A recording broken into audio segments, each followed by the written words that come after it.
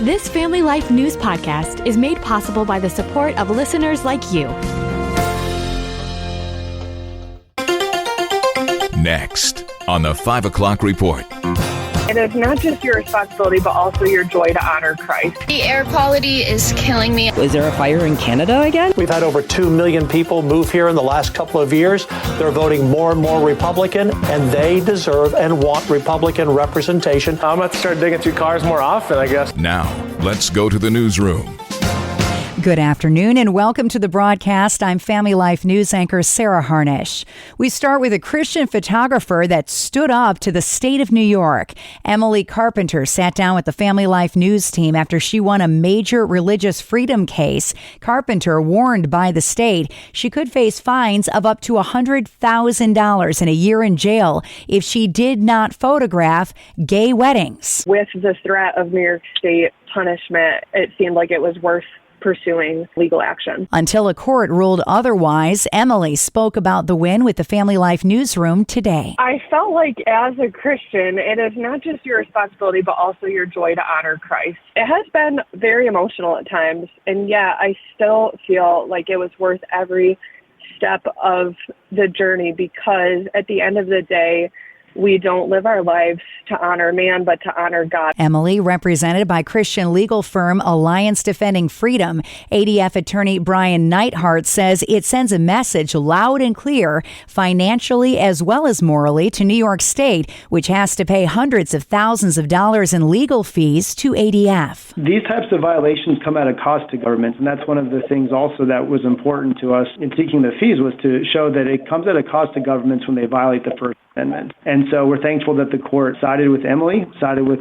the First Amendment, and sided with the American people to demonstrate that they are free to express ideas consistent with their own views, not the views that the government holds. We've got Emily's full interview coming up on Thursday in Faith Under Fire.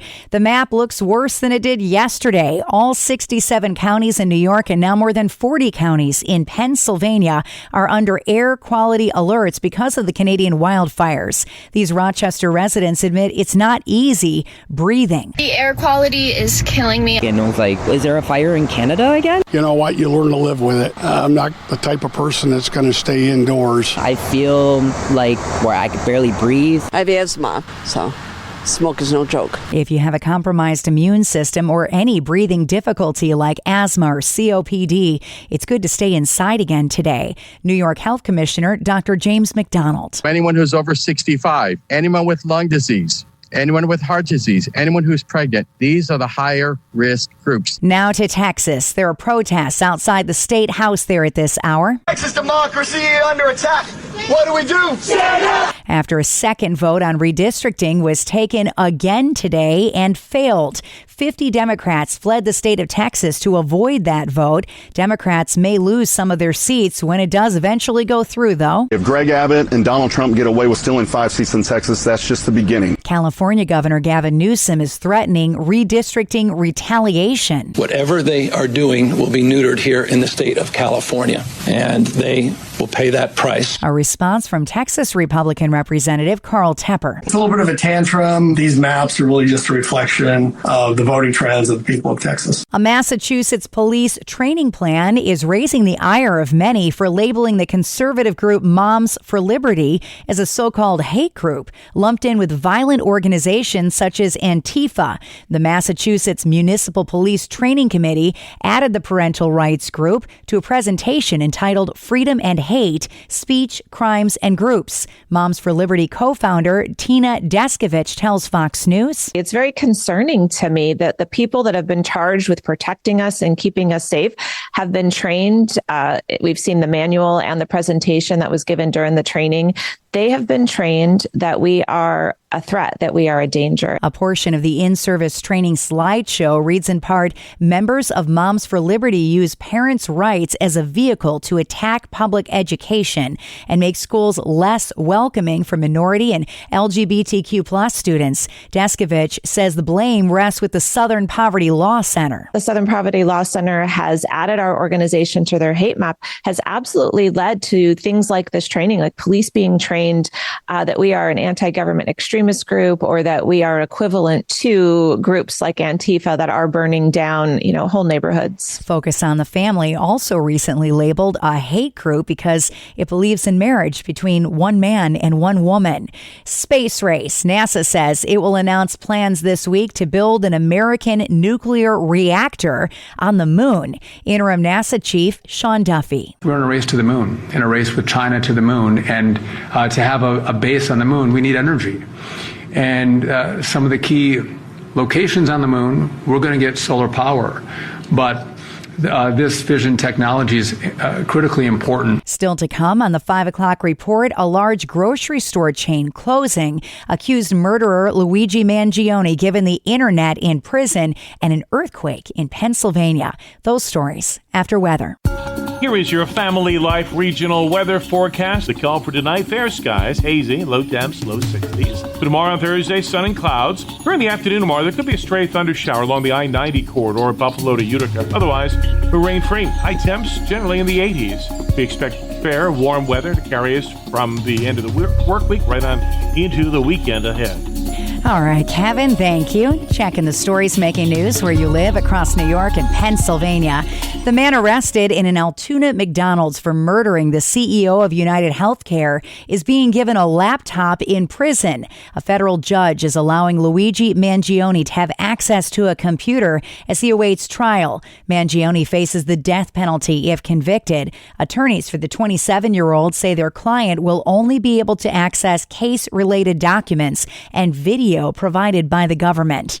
New York Governor Kathy Hochul is vowing to fight fire with fire amid Republican efforts to enact redistricting in Texas. She condemns the move as a legal insurrection, even while promising to pursue it herself. This is no longer the Wild West. We're not going to tolerate our democracy being stolen in a modern-day stagecoach hoist by a bunch of law-breaking cowboys. All's fair in love and war. That's why I'm exploring with our leaders every option to redraw our state congressional lines as soon as possible. In 2022, Governor Hochul and the Democratic supermajority in Albany did a gerrymandering maneuver to redraw all of New York's 26 congressional districts. Today, Democrats control 19 of those 26 seats in Congress.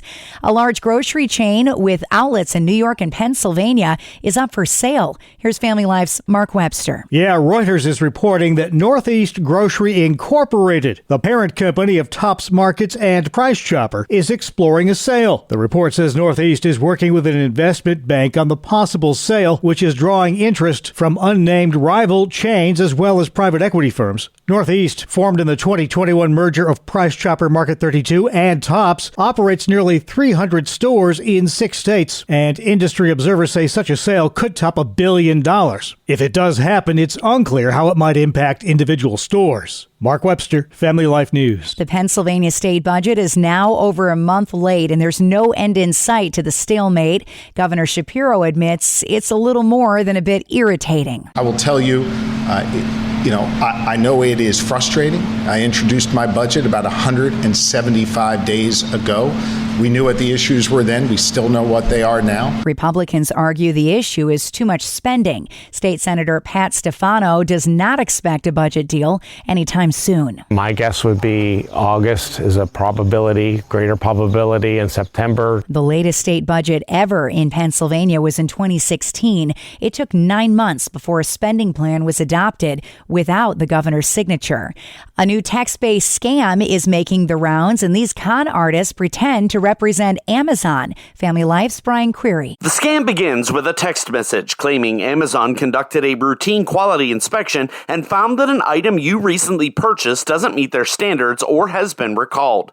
The text offers a full refund and assures you don't need to return the item as long as you click a link to request your refund. The FTC warns this is a phishing scam designed to steal your money or personal information. If you receive this text, do not respond or click any links. Instead, visit Amazon's website or log into your account through the app to verify any issues with your orders.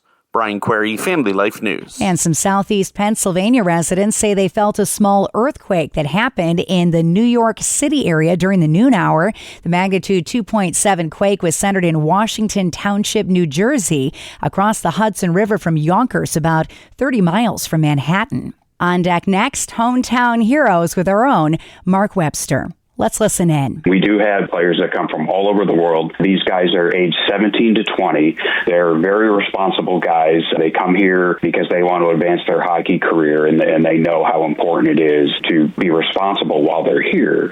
They also have passed criminal background checks. They provide their own transportation, and host families are paid a monthly stipend. We are always looking for more people to basically provide a safe home away from home for these players. And every year we need about 20 host families. And we have many, many families who are back with us season after season, but we are always looking for more families. And all you need is a little bit of room in your house. We can even provide the bed if you need it. Wow. You had told me years ago, these are the kind of kids you want to be around because they're all great kids. They all do well in school.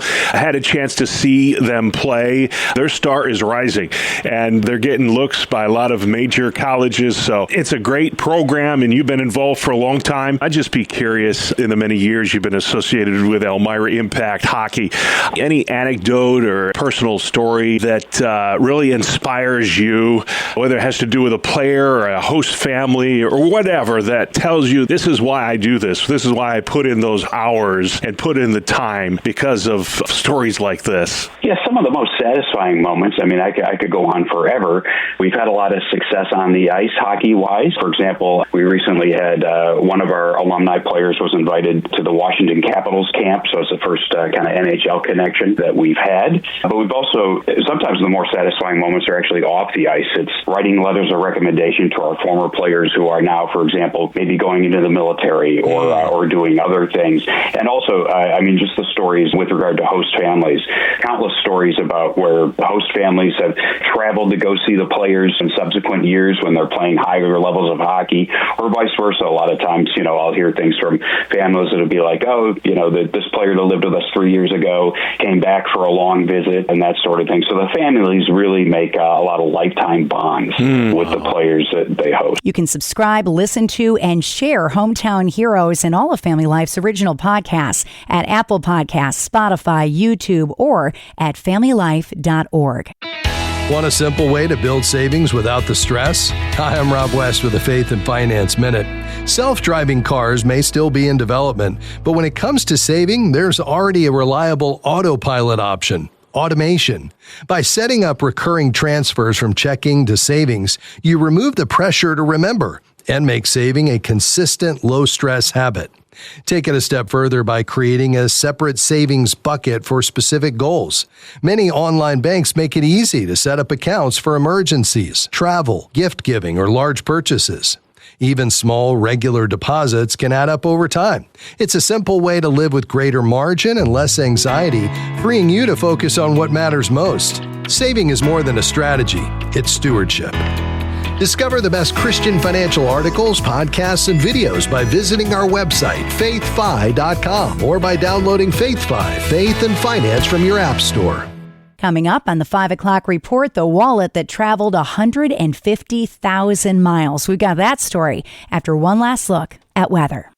I'm Kevin Williams, and here is your Family Life regional weather forecast. A rather stagnant weather pattern continues, and no big issues are ahead in terms of any changes for the worse, or for that matter, changes for the better. The expectation is it'll stay hazy, relatively warm and dry for the most part over the next several days. There'll be a small chance of a shower or thunder shower as we head into your Wednesday afternoon, evening, but no widespread rain is foreseen for 5 to 7 days at least. The call for tonight, fair skies, hazy, low temps, low 60s.